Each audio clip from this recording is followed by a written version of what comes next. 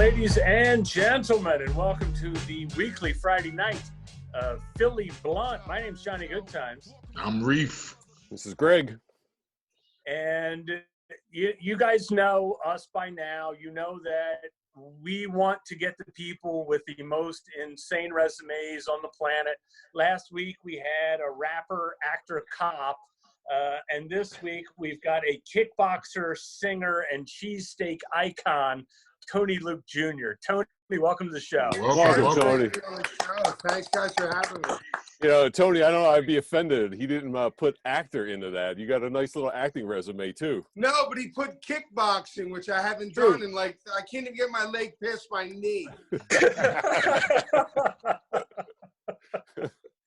So, you know, I don't even know where to begin. You know, I mean, there's so much, and you've always kind of lived your life as an open book.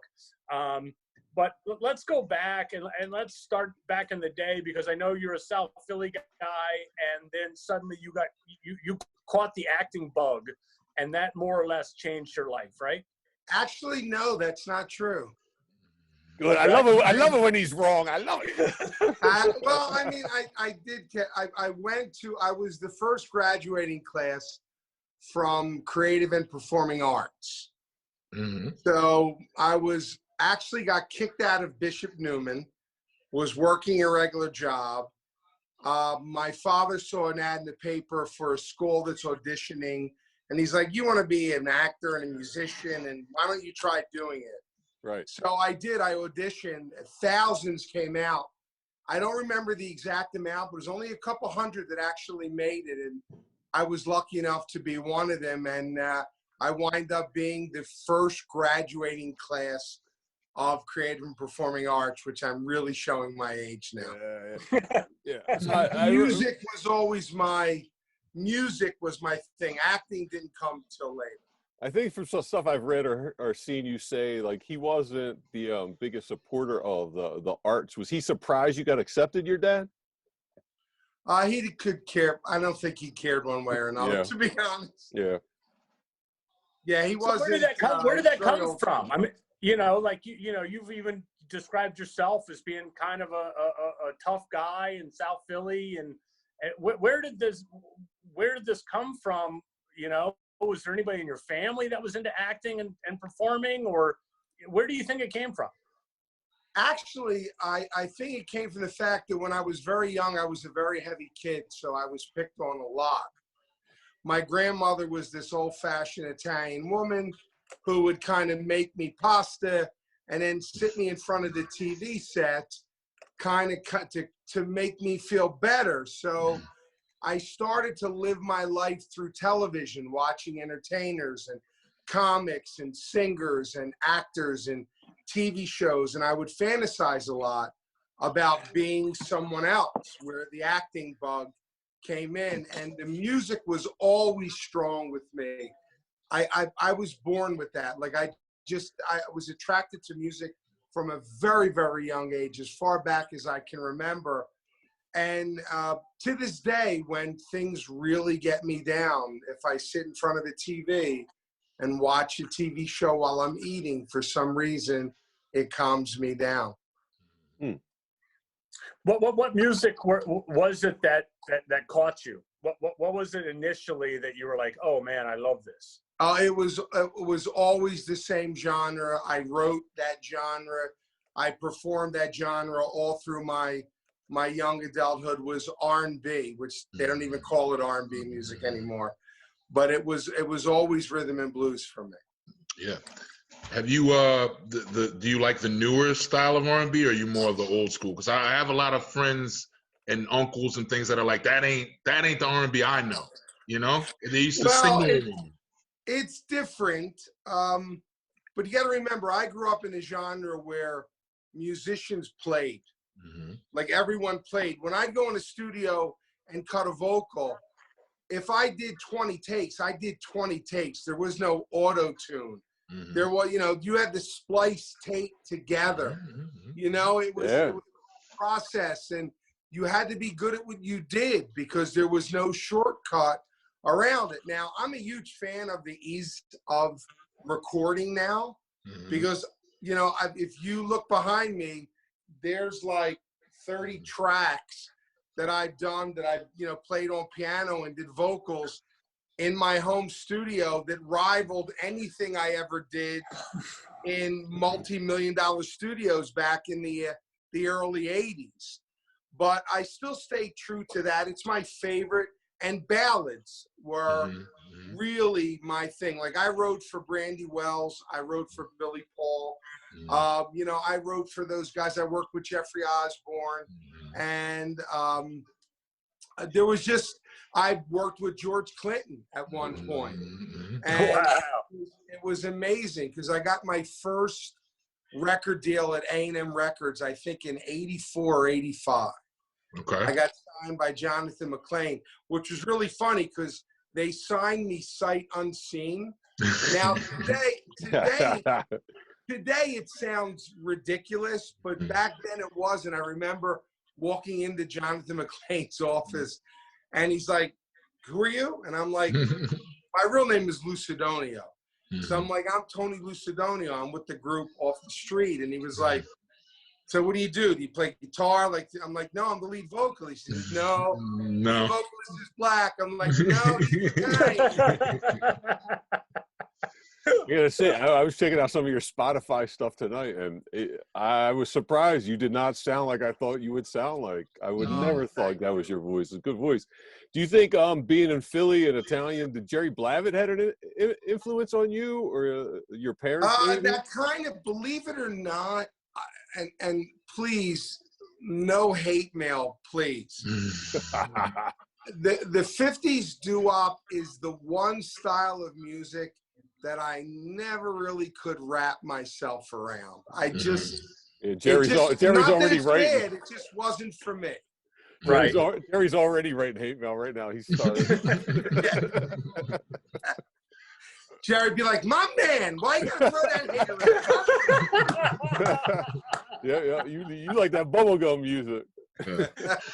Now I'm down in the neighborhood. I'm off Second and Wolf. I walk to your establishment. You know, many nights inebriated, getting me some late night grub.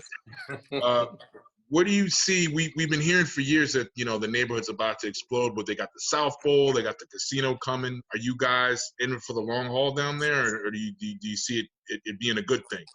Actually, believe it or not, I don't have anything to do with the original store. Okay, all right. So I haven't really kept up with what they're doing. Like the brand is mine, all of the franchising, the name, the trademark, but the actual, that original store, I haven't had anything to do with. Probably going on 5 years, maybe. Okay. 5, 6 years. Yeah. So what, you know, what's the breakdown there? Because, you know, I mean, obviously Tony Luke's is an iconic name in Philadelphia. And I think, you know, this thing played out publicly, and we all know that there was, you know, some family problems. But like, when all was said and done, what do you have, and what are you no longer affiliated with? My father and my brother have the original location. Okay. And I have everything else. Okay. Right. Is it stressful being Tony Luke, the guy we see on TV and in magazines and stuff? The face of the franchise. Yeah.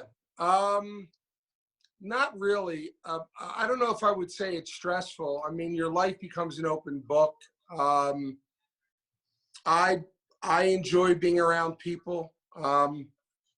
So I enjoy it. I mean, you know, you got to take the good with the bad. I mean, Frankie Oliveri, who owns Pat's, and Gino Vento, who owns Gino's, are very close friends of mine. So we go to dinner a lot. And in Philly, you know, it's totally normal to have someone walk across the table and go, Tony Luke, you suck. You know, you're the best.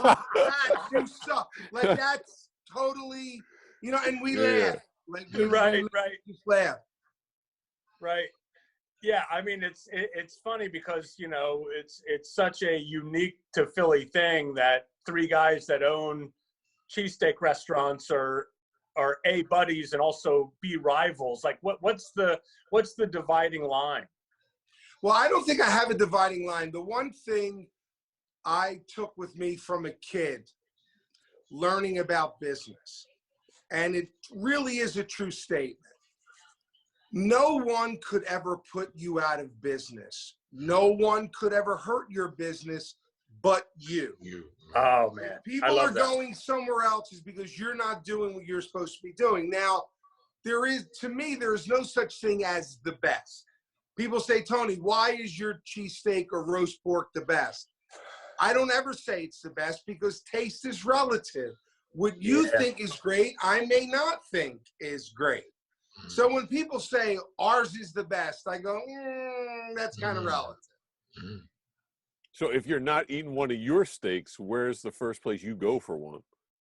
Actually, I've eaten steaks everywhere. There's only one place that I have not eaten, and it's only been because I have never had a chance to actually get there, but it is my #1 priority to go to. Angela? Is a place called Donkey's. Oh, yeah. Oh, in Camden. Camden. I've heard such amazing things about this place, and I've been traveling a lot. I had the TV series on Spike, and now I have a new series on Amazon called Comedy Kitchen, which kind of got held up now because of the virus.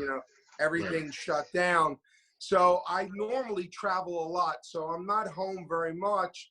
And then with the music and writing and doing all those things, it's difficult. My time is really stretched thin. Yeah. What are you up to tomorrow? What's that? I said, what are you up to tomorrow? Let's the 4 of us. Let's go to Donkey's. What are we waiting for? Writing. I'm stuck in this recording studio. I still have an album to finish. So okay. All right. When it comes to the TV shows, do you come up with the ideas, or do people pitch them to you and then you executive produce them, or is it all from your brain? No, actually, Comedy Kitchen was not my idea. It was Craig Shoemaker's idea. It was a very famous comic. The Office, right? Or he was in Parks and Recreation. That's it. And Craig came to me and said, well, actually, we became very good friends years ago. So he came to me once and said, hey, what do you think about teaching me how to cook? He said, because Tony, on film, your comic timing is really good. He said, so did you ever try stand-up? And I was like, stand-up's a whole nother animal. And I'm like, I don't know. And he's like, I think you can do it. Let me mentor you in stand-up, and you mentor me in cooking. So we did it. And it caught the eye of BBC America, and they shot a pilot called, I don't remember what it was called, Food and something, Comedy and Food, or Food and whatever. They decided not to pick it up. But then we thought, Craig thought, what if he changes it, creates a show where I take famous comics and make their meals come true and do the best that they can to compete with famous chefs who Craig is teaching to do comedy. And it's amazing. In fact, you've got to watch the episode with me and Bill Bellamy, because he absolutely killed it in the kitchen. And Gina Neely did amazing on stage doing comedy. It's a great show. And once this is over and Amazon gets back on track, we're shooting another 9 episodes, I think, and then the season will come out. That's awesome. So this is all like on Amazon Prime? Yes. Okay. Now the nail is on Amazon. Like, I couldn't believe that. I'm looking at Amazon and the nail resurfaced. And it's doing amazingly well on Amazon Prime. Awesome. And that holds a very dear spot in my heart, because that was the first time I wore every hat. I wrote that movie, produced it, played the lead, sang the title soundtrack, and distributed that film. And it just, I remember in 2009, it just exploded. It became a massive cult film. And then to see it reborn on Amazon was really, really great. Awesome. Where does this energy come from? I love being creative. If I'm in the studio, I can be here 20 hours, man. I never get tired. But being in front of the camera or doing a film, learning a script, finding out who the character is, I really enjoy that. But I got to tell you, if you push me into a corner and said, if you had to give everything up and choose only one thing, it would always be music. That's beautiful. Oh, as wow. a songwriter, where do you get inspiration from? Is it just that you just ideas pop in your head and you pull that pen out, or is it life experience? Where do you write from? I'll tell you what, I get my experience from the same place every writer gets, and if he tells you otherwise, he's lying, and that's from God, from a higher source. I use my life experience. Obviously my music now is a little bit darker because I've been through so much. It isn't, I still try to keep a positive attitude on songs that I do write. But, I feel grateful and blessed and for the gifts that God has given me. But I also know that those gifts were not meant for me to self-profit. So I try never to write a song that doesn't either affect someone in a positive way or makes them think about something, because if you're given a gift, you need to share that gift for the right reasons. Absolutely. And I do, when I write a song, sometimes I sit back and I think there was nothing and then there was something. There's no way that came from me. It can't. I mean, I guess I allow myself to be a receptor of that gift or those music vibes. And when I tell you it just comes to me, I'll be laying in bed, hear the song in my head, run in here, jump on the piano, play the chords. Then I actually, there's a song, a new artist is coming out May 1st. She's dropping her EP. Her name is Gabrielle. Be on the lookout for this woman. In fact, she's on iTunes now. We redid Bob Marley's Three Little Birds was the first I saw single. that. She has a beautiful voice. Yeah. She is a monster. So me and Joe Kalari, do you know who Joe Kalari is? They call him Joe Too Cool Kalari. He was a huge name on Power 99. Incredible mixer. Amazing mixer. So we went to see A Star Is Born, which was the first time I had seen him in a while. And we said, you know what, let's go out, let's go watch a film, let's just hang out. I haven't seen you in forever. And that movie really affected me because of my son and addiction and everything I had gone through. It really hit home. And as I was walking out, out of nowhere, Joe Kalari says to me, the closer we get, the further we're apart. And I'm like, what? And he goes, the movie just kind of hit me that the closer someone gets, the further they're apart. And I'm like, say that line again. And he went, the closer we get, the further we're apart. And then all of a sudden my mind was like, and even through the distance, it's a matter of the heart. I'm like, I have a song. This is midnight. I'm like, get in my car. We're going to my home studio. In 3 hours, we had written a song called Walk Away that's on Gabby's new EP that's, like I said, it's being released on May 1st. I don't know where it comes from. I just hear it.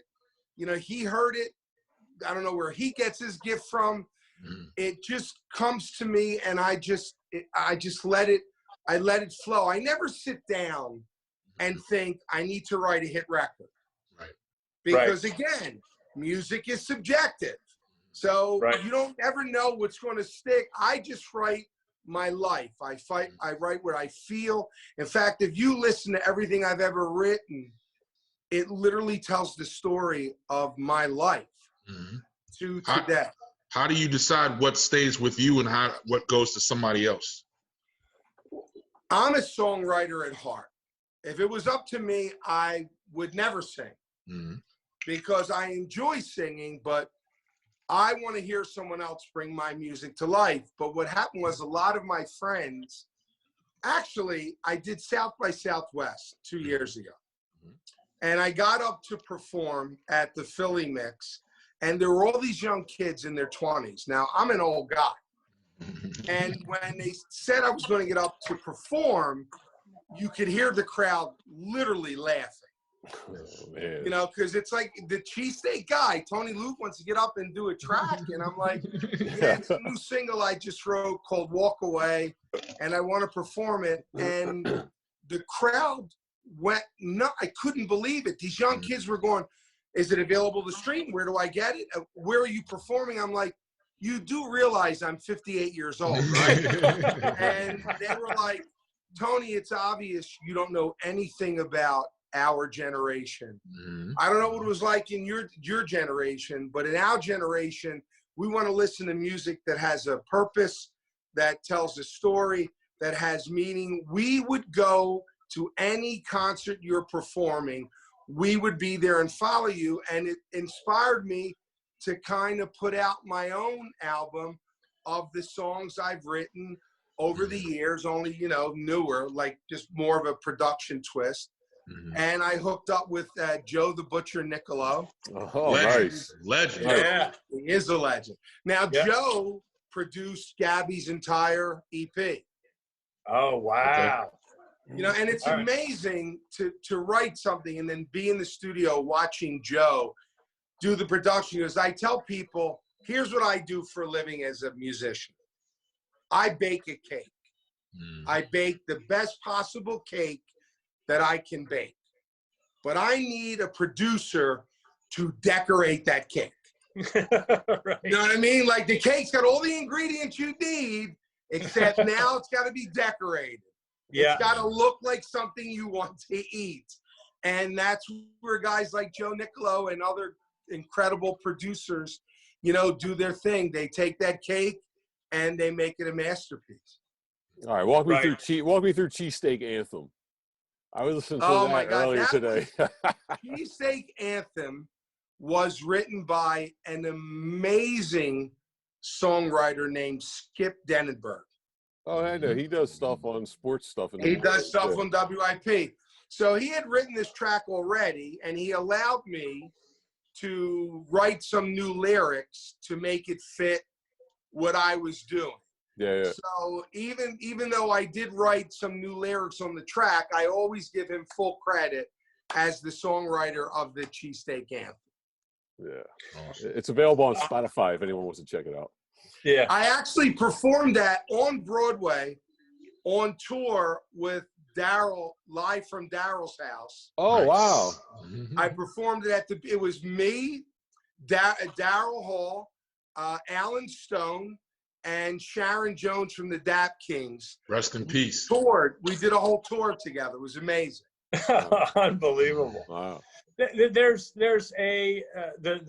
Stephen King wrote a book called On Writing, and in the book he said that the words are already there, that you're an excavator and you're digging them out of the mountain basically. And I want to put this to you, and I'll put it to Reef too, because Reef's also a songwriter. Like, do you guys feel like the words are there and your job is to find them, or do you feel like they're coming directly from you? Well, let Reef answer that one first. Well, I agree with what he said, man. It's literally like I sit down, I close my eyes, open them again, and the song's written. I black out. You know, I don't really know where, you know, something might inspire me or trigger something in my brain, but once it gets going, it writes itself. So that's my opinion. So I agree with you. And I agree. Now, before you called, I was finishing up a track. I wanted to do something, like I love horns, like that's my thing. So I don't know how well you can hear it, but I'll play you a snippet of a new track I just wrote called Indescribable. And this was done here in the studio. If it's too loud, let me know, I'll lower.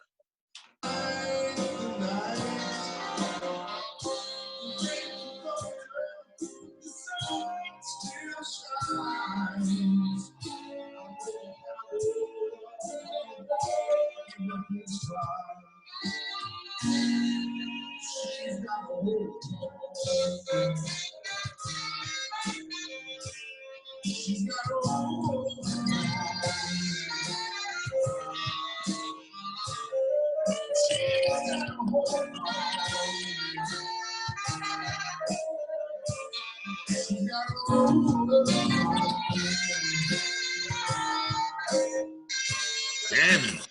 Yeah, he's going all in on the horn. All in on the horns.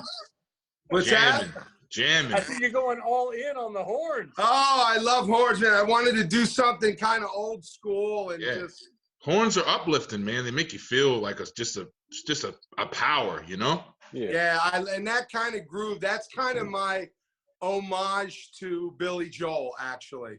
Okay. Because it had a real Billy Joel-ish feel to it. For sure. Good stuff, man. We're sitting here and we're talking to an icon of the Philly cheesesteak, and we pretty much haven't even brought up the cheesesteak. And I kind of wonder if, you know, like, to you, that was more of an entry into what you really wanted to do than that was the actual passion. And I wonder about that. Well, look, cheesesteak is one of my favorite foods ever. I'm not I always said this, I'm not a businessman. Mm-hmm. If I had to categorize myself as anything, is a marketer. Like, doing PR and marketing is what I really love to do. And I had a really great product, and I kind of always thought out of the box to begin with. And, you know, Tony Luke's was a cheesesteak place that when we opened, that was not the best spot to be in. Number one, there was nothing but truckers coming down. And there were 1,000 cheesesteak places in Philly. So I had to figure out, how do I get them to look here? How do I get them to come and taste this product? And that's when I came up with doing, at the time, no one was doing it, those really ridiculous commercials that we had done. Oh, that was legendary stuff, man. I was hoping we could watch one or two of them. You know? They reminded me of the old Crash Brothers back in the day. Exactly. Yeah, so good. Now, you know what's funny? Benny Crass, I don't know how many people know this. Philly International Records, all the sound of Philadelphia. Benny Crass had a huge part in playing in that. Oh, yeah? Huge. Really? Huge. Okay. I'll give you another little bit of trivia. Mm-hmm. Okay, so do you know all Craig about trivia here? Oh, yeah. Do you know who Craig White is, the engineer? No. Well, he does a lot. Yeah. He does a lot of work. So I'm recording a track at Philly International Records in the studio. We get done recording. I go home. The studio burnt down. So the trivia question is, if you ever asked who was the last person to record at Philly International Records, it was me. Are you serious? I'm dead serious. I feel like that's going to be on your gravestone. Everybody's going to think it's going to be Cheesesteak King, and you're going to say, no, last guy to record in Philadelphia International. Right. Tony, do you prefer the big studio, or do you like being in the home studio more now? I like doing all the pre-production. Like, I like baking the cake here, but then I love going to the not the big studios, because they don't really need them anymore unless you're doing live, live groups. But Joe Nicolo has got such an amazing studio, a garage studio, that the Bacon Brothers just recorded there a little while ago, and he gets such a great sound out of that. And if you listen to, the Gabrielle's tracks, Gabrielle Delisi, and do me a favor, I just want to use the opportunity. She is a new artist. She's an indie. She's a Philly girl. Please go on Instagram, guys. Gabrielle Delisi. Definitely checking her out after this. Give her a follower, help promote her, because this girl is this girl's a 50-year-old jazz singer stuck in a 17-year-old body. Okay. Yeah. Now, I listened to the song yesterday. It was really beautiful. Yeah. The three little birds. Yeah. Let me try and share this screen. Let's see if this works. Oh, we'll see if we can watch something together. Can you see that? Oh my God! Oh, boy. Yeah. Yes, it is. Yeah.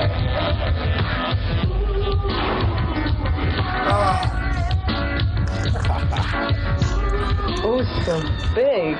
Ooh, I love them big. I love those sandwiches. We've got to get to Tony Luke's. What's he got that I haven't got? It's obvious you've never eaten at Tony Luke's before. Oh my God. Now, I'm going to give you another little bit of trivia. See the guy that said, what's he got that I haven't got? Yeah. Do you know who that was? Oh, No. That was way cooler from Pretty Poison. oh wow. Really? That's Who knows way who cooler. that In is? fact, Everybody knows Jade. well, That's that's Pretty Jade Poison singing in cut. the background. Yeah. I'm Falling. That's a Yeah. Pretty Poison tune. Yeah, great. That's a great underrated Philly band. Yeah. My favorite of those commercials was the boxing one. Yeah. Oh, I thought you were gonna say the orgasm one. I watched that one earlier too. Oh, that was. I don't know how I got away with that back then. Yeah. Different times, man. Different times. Yeah. You know, but then as things changed and things happened, you know, went the way they went, I knew I had to reinvent the brand.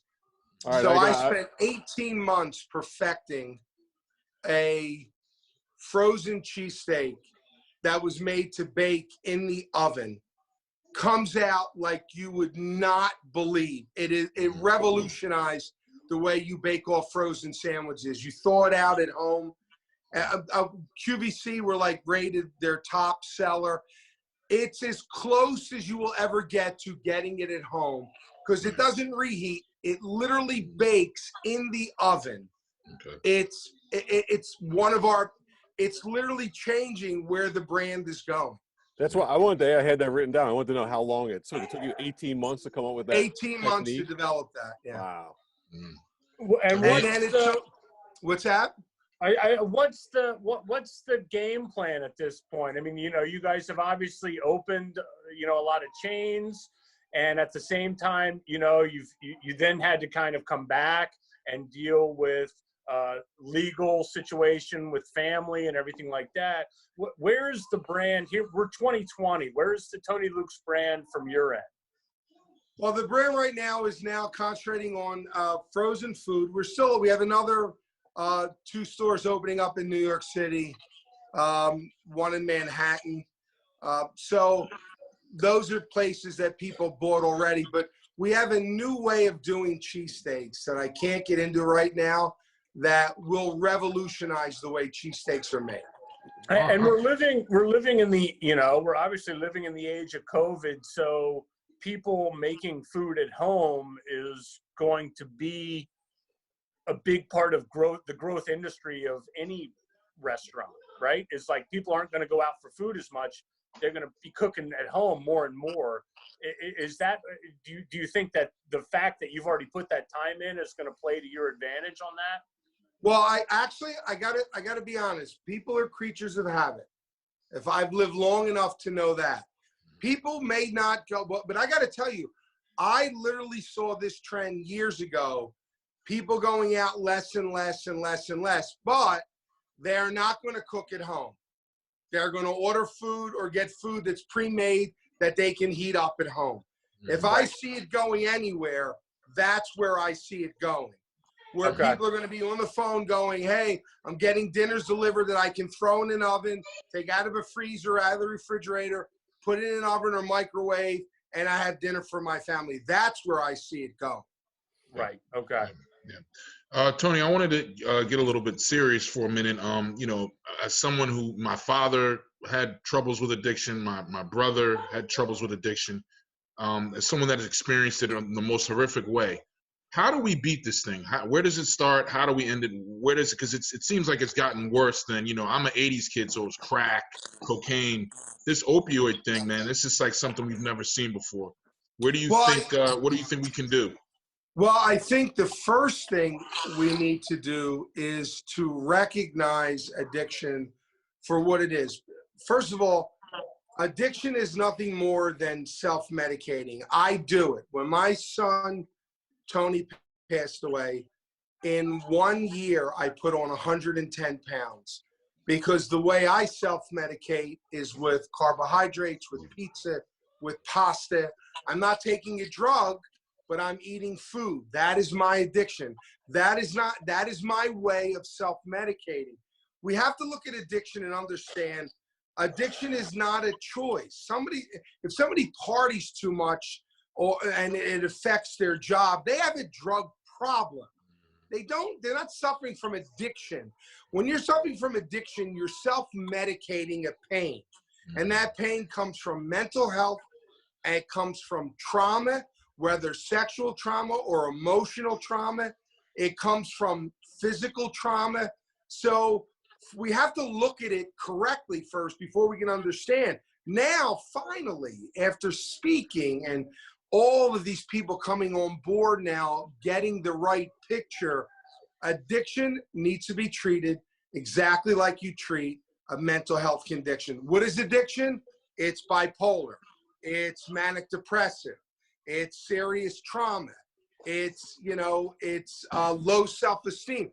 You have to treat the underlying cause, because those that are suffering from addiction are just self-medicating. That's all they're doing.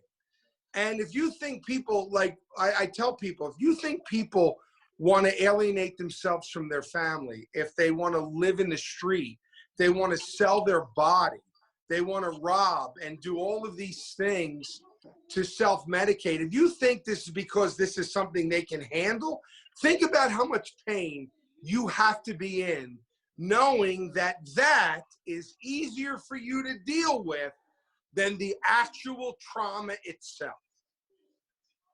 You need to get on board. They need therapy. They need, they need to talk to therapists or psychologists.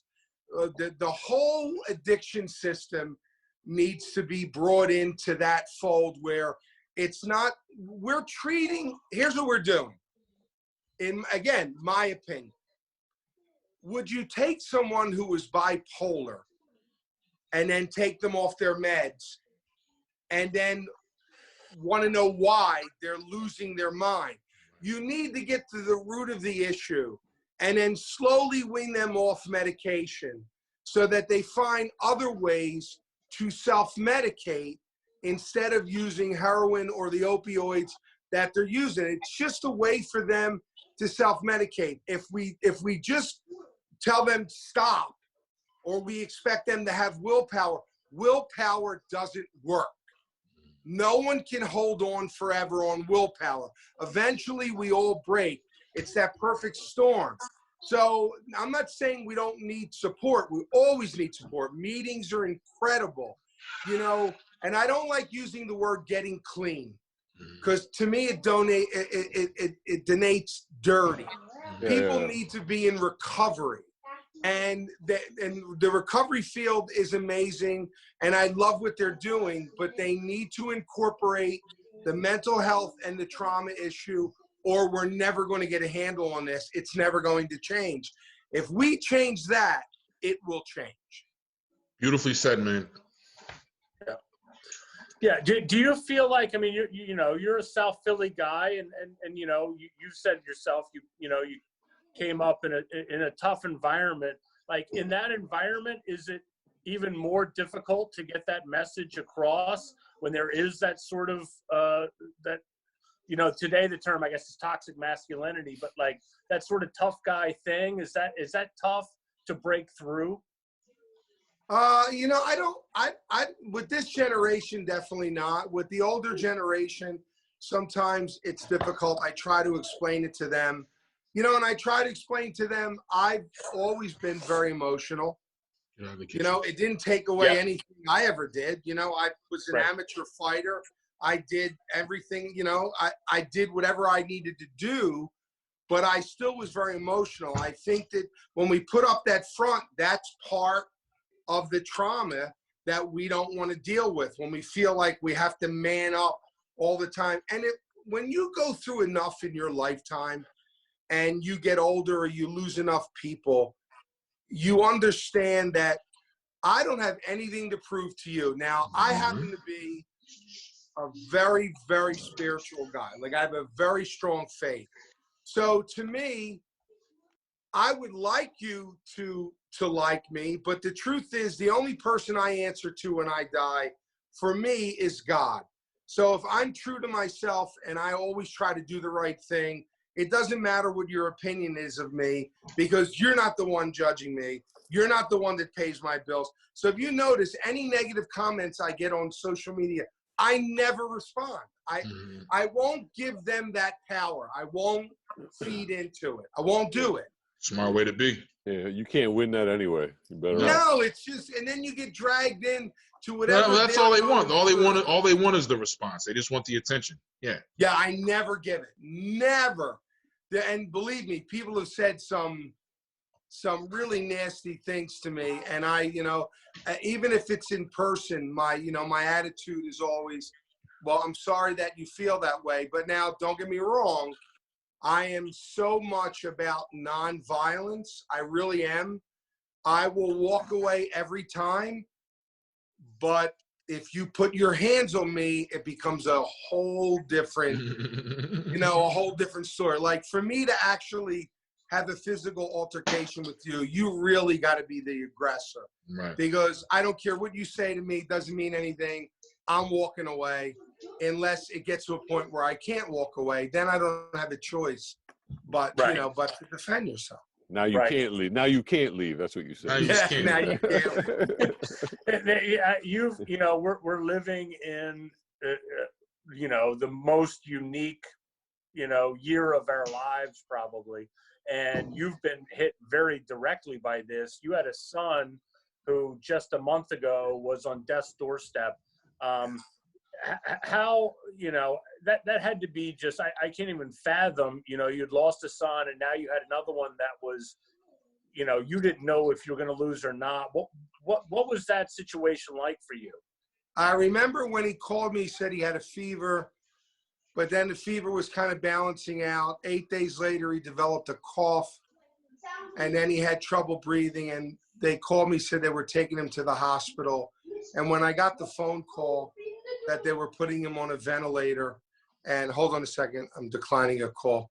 When I found out they were putting him on a ventilator, I remember dropping to my knees, and I just remember saying to God, I won't make it through this one. Like, I'm begging you, don't take another child from me, please. I can't. I'm barely by a thread am I holding on, losing my first child. It was, but I remember it got so bad for me. Now you have to remember, March 27th, I was just at the grave of my son. It was his 3-year anniversary of him passing. March 31st, my son Michael goes into a coma on a breathing tube. Okay, and now the crazier thing is, my son Michael is 4 days older than 4 days older than Tony, but 3 years younger. Okay, like he was born on the 12th, Tony was born on the 8th, so there's a 4-day difference. When Michael went into the hospital and went on the breathing machine, that day, March 31st, he was the exact same age the day that my son Tony passed away. My son Tony was 35 years old, 9 months and 19 days. When Michael went into coma, he was 35 years old, 9 months, 19 days. Wow. And I couldn't, and I remember it got so bad that the only way for me to cope, I literally remember saying, I have to lay this at Jesus's feet. I can't carry it. And I remember just praying and saying the rosaries every night and just thinking, I know your will be done. I get it. And I'm nobody special that you should hear this prayer. I'm just begging you, if there's any way to strengthen him, if there's any way to save him, please. And when he came off the ventilator, I remember dropping to my knees again, just crying. And I just thought, if I think I'm whatever I'm doing now, I'm going to intensify it 1,000, because how do I pay that back? Other than just praise God. I mean, I don't know else. I mean, to me, it was a miracle. I don't know any other way to say it. And it not only was his life saved, but believe me when I tell you, my family's life was saved as well. We would have never gotten through that.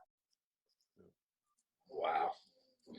Yeah, you know, I mean. Thank you for sharing that, man. That's Yeah, thank you. Thank you for being that honest with us. That's powerful. I mean, you know, we're living through, like, again, like the most unprecedented year of our lifetimes. I mean, this is the year that we're all gonna look back on. Our grandkids are gonna ask us about. Do you see any positives coming out of what we're going through right now? If there's any positive I see, is the fact that everyone was forced to slow down. Everyone was forced to actually communicate, to actually speak to Right. one another, because texting doesn't do it. Right. Because Right. we miss to look at someone's face and hear their voice. The only thing I can pray for is that when this passes, and this too shall pass, we don't go back to being the way we were. We don't forget how important family is, how important being together is, how unimportant the things that we think are important are. You know, it's funny, I did an interview and I said, this is the first time that the whole world is actually looking up and idolizing real heroes. Not celebrities, not reality stars. I mean, real life heroes that are in your life every day that we don't look at, you know, that we pay no mind to because we're worried about what this celebrity's doing and what that celebrity's doing. How much we realize how unimportant the idea of going out getting as much money as you possibly can. How important family is, how sacred and how fragile life is, you know? And it's like when you get that into perspective, you actually get to understand the real gift of what life truly is. And there's going to be suffering and there's going to be pain, because that's what it is too, but there's so much beauty as well, you know? But what do we see on Twitter and social media? We have a country that's divided, now a world that's divided. We live in fear, we live in hate. Everyone's hating on someone, and I just think to myself, when does that stop? Like, when do we start looking at each other differently? Like, I don't know. You know, I'm old school. I don't know. I don't know when. I just pray that it happens in my lifetime, that we stop all of this crazy hate. It's all there is on Twitter anymore. It's just one hate after another hate. Yeah, I mean, people say, you know, I hear people say, "Oh, I can't wait till things go back to normal," and I'm like, "Well, what normal are you looking for?" Like to me, you know, that there was a lot of things that we just kind of accepted because we could, and now all of a sudden that we're feeling that fear. There's so many people in America that feel that fear with or without a pandemic. You know, that don't have money, that can't put food on the table. Like we need to start. You know, I hope that out of this comes a new awakening in terms of people saying, wait a second, you know, like, forget about trying to get as rich as I can. How am I going to give back to my neighborhood as much as I can? How am I going to give back to the country as much as I can? Plus, when is enough enough? You know what I mean? Right. Like, when do you need everything? I mean, does anyone need that? If you've got a roof over your head, you have food in the refrigerator, a family that loves you, and you can pay your bills, you're in better shape than 99% of the whole planet. Right. Yeah. You know, so, and it took me a long time to learn that. It took a lot of tragedy in my life to truly understand that value. So when I speak, I try to relay that to other people, to let them know that even through the worst of tragedies, you can still stay standing. And I tell people that lost children that as long as you're standing, you're honoring your child. The minute you give up, crawl in the corner and want to die, then they died for nothing. And you can't have that. And lately, my goal has been not letting another parent ever feel this pain. And I've done the best that I can do, but it's, you know, I pray for strength every day when I get up to do what I can do. And, you know, doing interviews and speaking is a good way for me to try to get the message out that, you know, we really can change the world, but we got to change ourselves first. Amen. Yeah. Yep. All right. We want to take it to the blunt. Let's go. All right. So we're going to hit your rapid fire questions, rapid fire. Oh my God. All right. What are you watching in the pandemic? A lot of Netflix.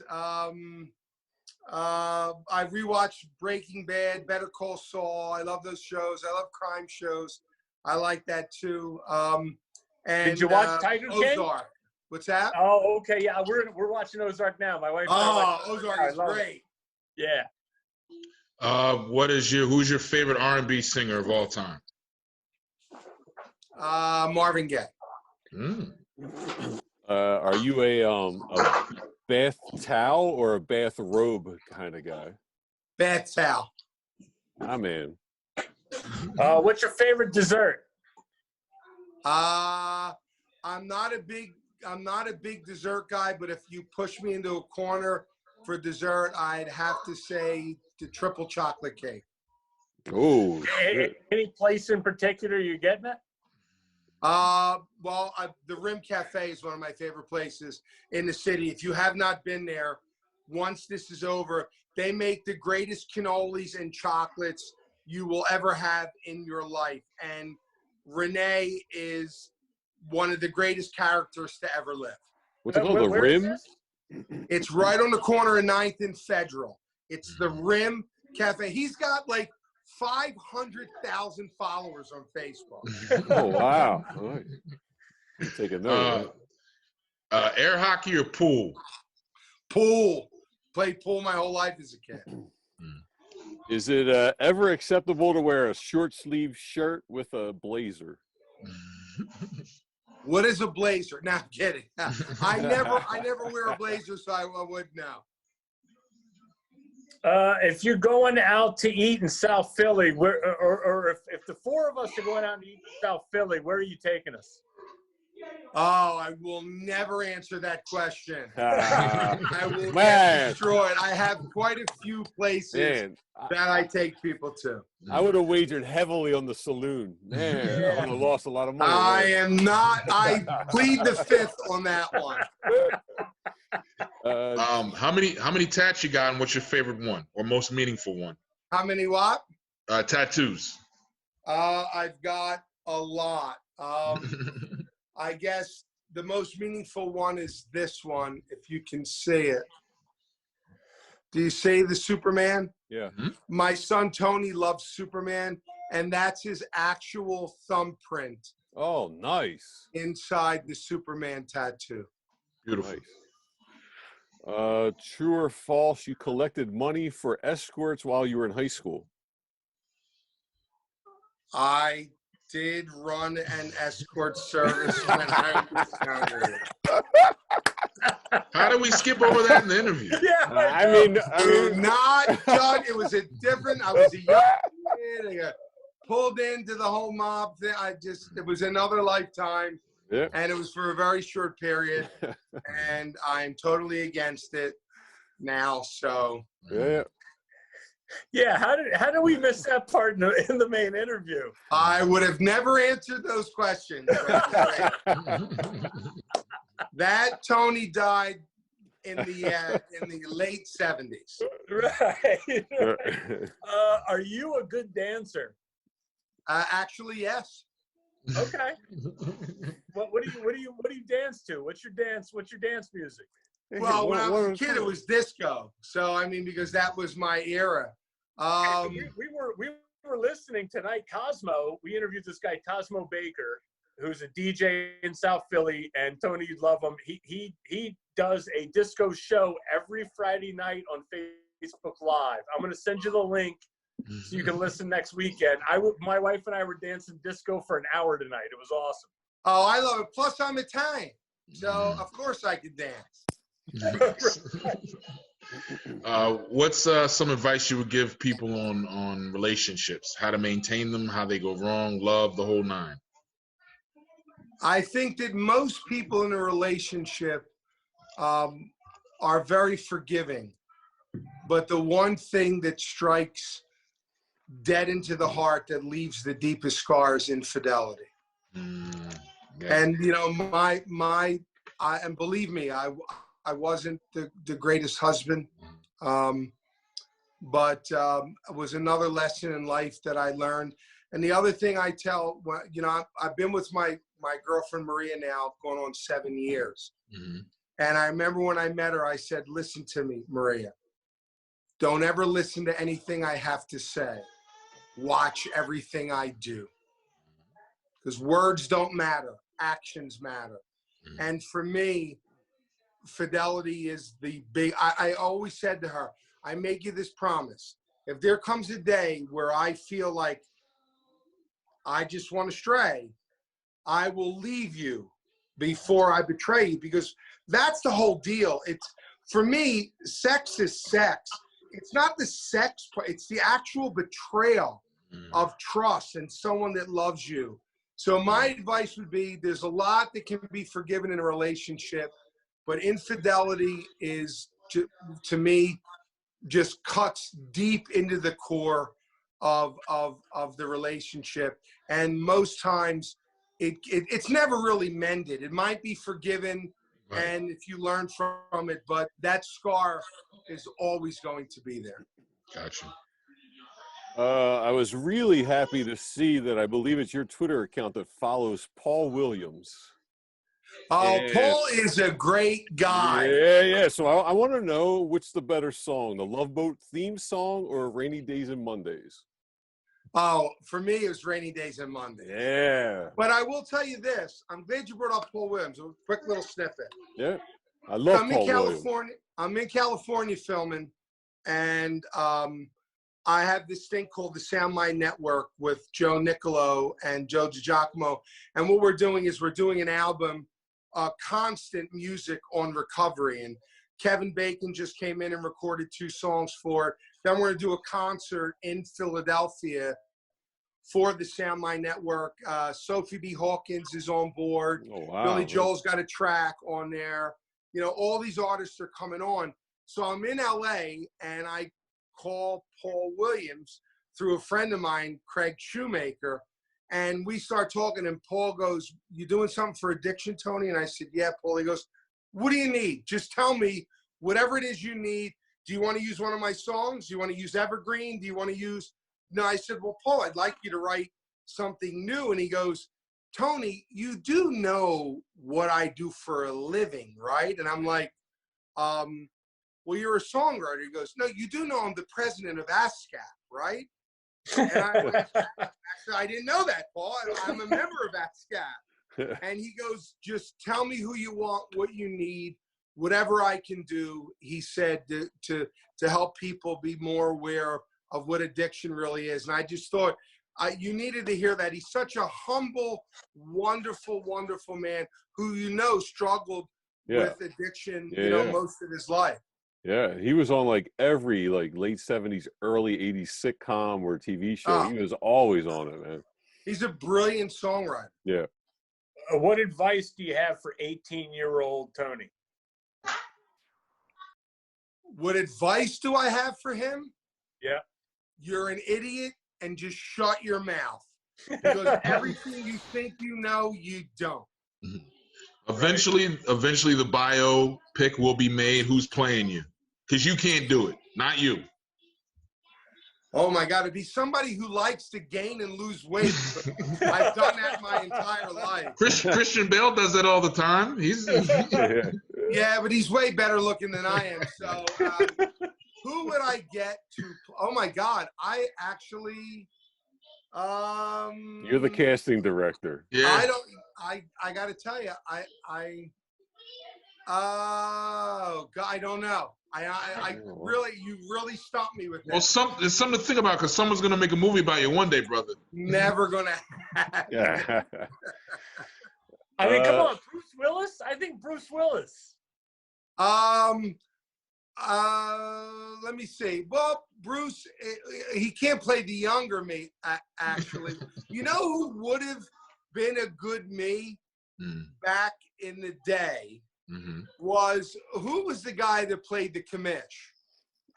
Oh, Michael Chiklis. Michael Chiklis would have been a good name. Do you go Whiz American or Provolone? I go Provolone. Provolone. That's the correct answer. Yeah. That's the correct answer. All right. We want to thank you so much, Tony, man. We really thanks, appreciate man. this. This is awesome. Thanks, Tony. Thank you so much. So much respect for you, man, and everything you've done. Hey, can you plug your artist one more time and tell us where we can find her at? Oh, Instagram, Gabrielle Delisi. Her new single, 3 Little Birds, is already out on iTunes and streaming services. Our EP is going to drop, I want to say, around May 1st. Be on the lookout. On her album, I wrote Walk Away and Stole My Heart.